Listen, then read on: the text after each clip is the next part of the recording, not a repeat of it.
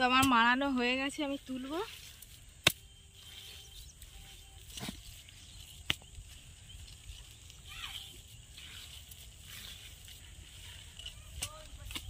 Good morning বন্ধুরা, সুধা village ব্লগে আপনাদের সবাইকে স্বাগত। আবার একটা নতুন ব্লগ নিয়ে চলে এলাম।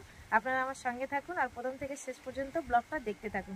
এখন আমি ঘরের কাজকর্ম সেরে নেবো। দেখুন আজ সকালে কি ঠান্ডা হাওয়া বইছে আর ঠান্ডাও লাগছে, আর ওয়েদারটা দেখুন মেঘলা মেঘলা করে আছে। আজকের বৃহস্পতিবার আর আমি এখন গাছ থেকে ফুলগুলো তুলছি।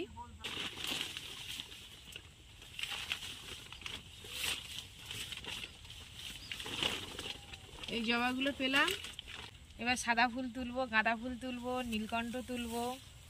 আমি জবা ফুল তুলে নিয়েছি আর আমি কয়েকটা গাঁদা ফুল তুলবো। আর গাঁদা ফুলগুলো দেখুন কত বড় বড় হয়েছে। দেখুন গাঁদাগুলো দেখুন, হলুদ গাঁদা, লাল গাঁদাও আছে আর কত বড় বড় দেখুন। আমি কয়েকটা তুলে নেব, নারায়ণকে দেবো, একটা মালা করে দেবো মা লক্ষ্মীর।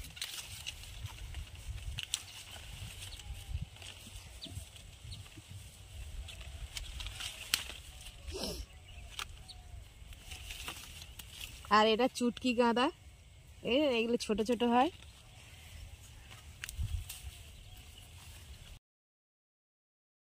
আমি বাগানে দুই ধরনের গাঁদা লাগিয়েছিলাম, একটা হলুদ আর এইটা কমলা। এই কমলা কয়েকটা তুলে নেব। এবার আমি অপরাজিতা ফুলগুলো তুলে নেব। অনেক করে ফোটে অপরাজিতা ফুল, অনেকে নীলকণ্ঠও বলে।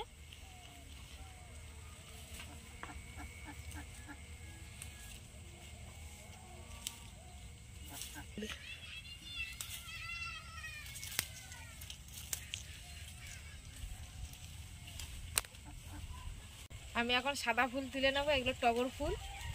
আর দেখুন আমার গাছ ভর্তি একদম ফুলগুলো। আর এখন আকন্দ ফুল গাছে সেরকম ফুল নেই, আছে অল্প ফুল হয়েছে। আকন্দ ফুলও তুলে নেবো। ওই যে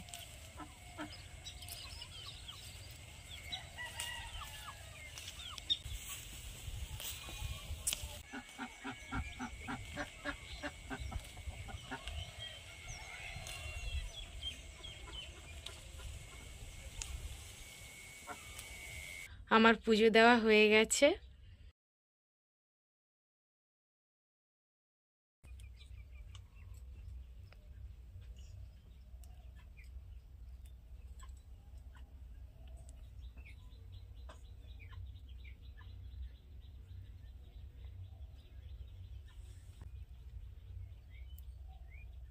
তো আমি পুজো করে নিয়েছি আর এখন আমি গোবর মারাবো। তার জন্য ওই বালতি আর কোদাল নিয়ে যাব।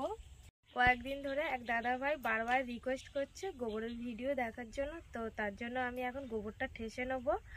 আর আমার তো একটাই গরু আর আমার অল্প গোবর হয়, আর যার জন্য আমি এখন গোবরটা আমার অনেক দিন সময় লেগে যায়, 2-3 মাস সময় লেগে যায় একটা গর্ত ভর্তি হতে।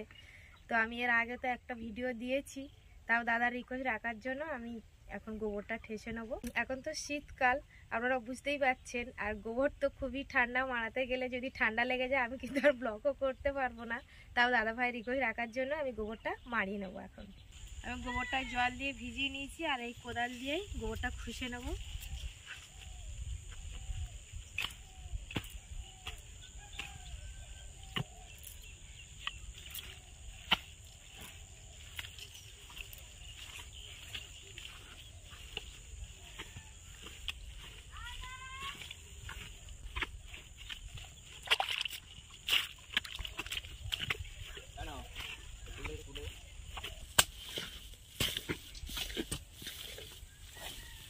তো আমার মাড়ানো হয়ে গেছে, আমি তুলবো।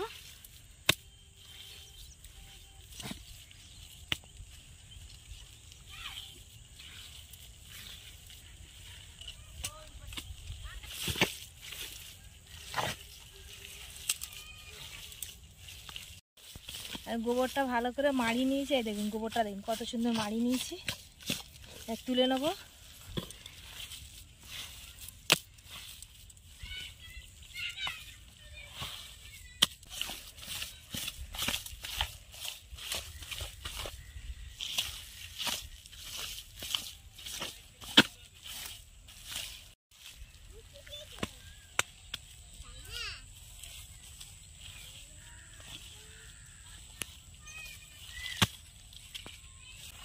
তো আমার গোবরটা সব তোলা হয়ে গেছে।